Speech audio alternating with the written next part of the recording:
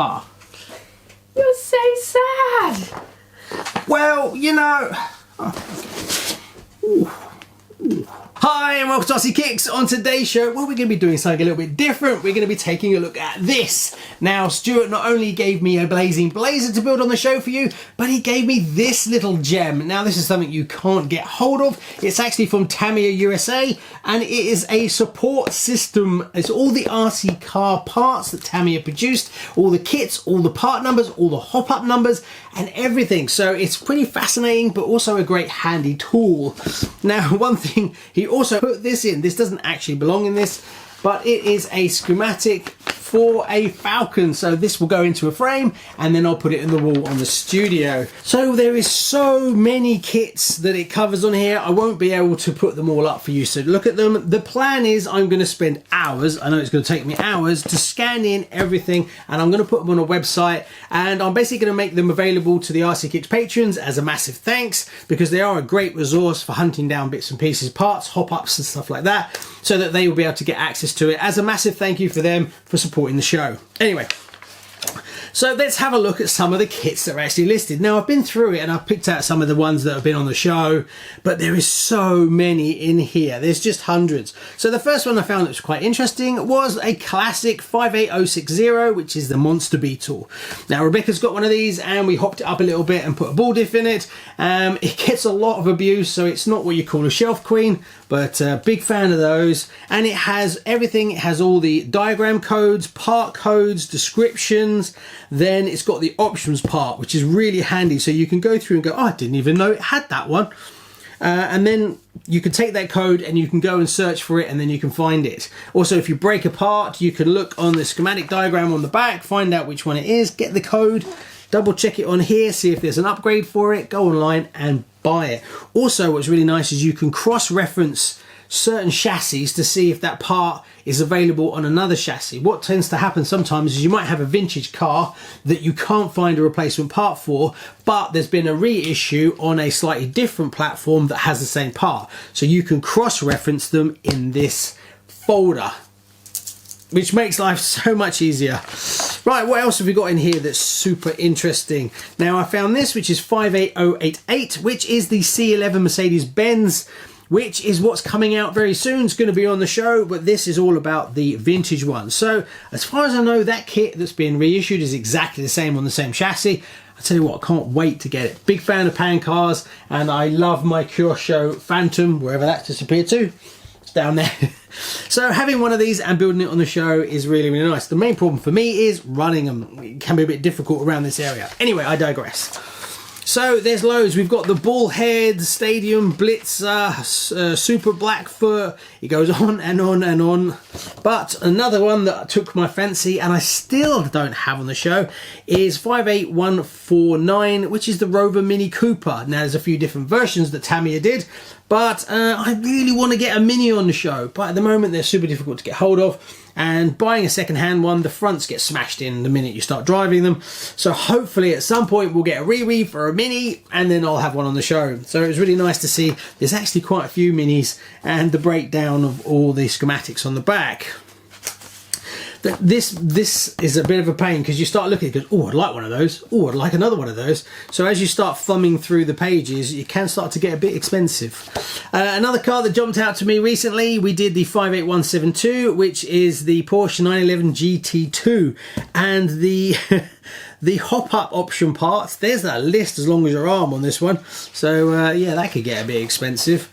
Then we've got a Beetle, and then what else took my fancy? Oh yeah, another one here. When I rebuilt the TA03F, this is the Pro version. I don't have the Pro, which is basically the top and the bottom deck changes.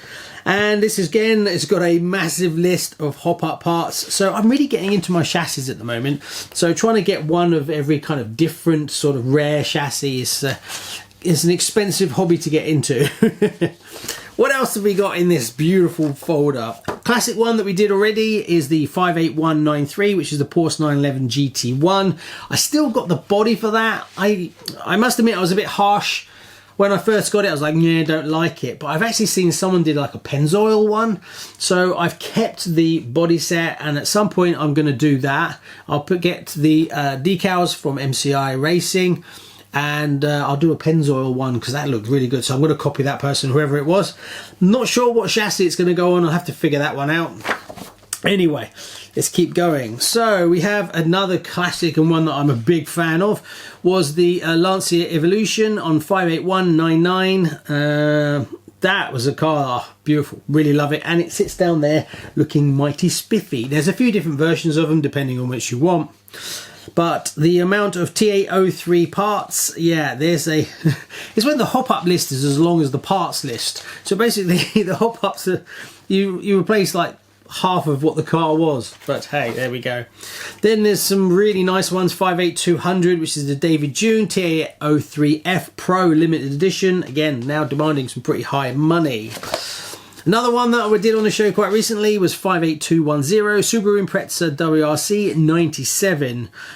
This is on a TA03F chassis, but you can get them on different chassis, TT02 chassis. But again, having tons of information about the TA03 aluminium parts and the schematic on the back of it just makes life so much easier for me, especially when you're restoring them. Oh, there's another Mini, 58211 Rover Mini Cooper. There's a few. There's a Monte Carlo as well. So yeah, this.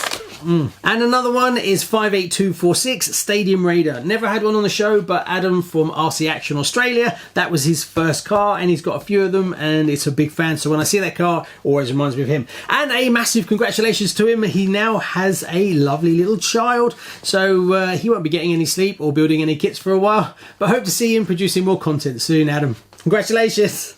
Right, what else have we got? Sorry, I'm digressing here.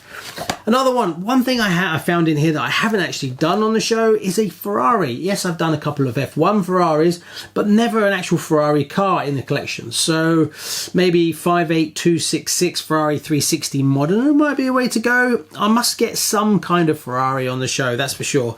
And it's good to see Ferrari doing well at F1 this year. They seem to be right at the front again, so my friend Chris will be very happy, as I'm a Mercedes fan myself, and Ferrari have been nowhere for years, so I think he's a happy boy this year.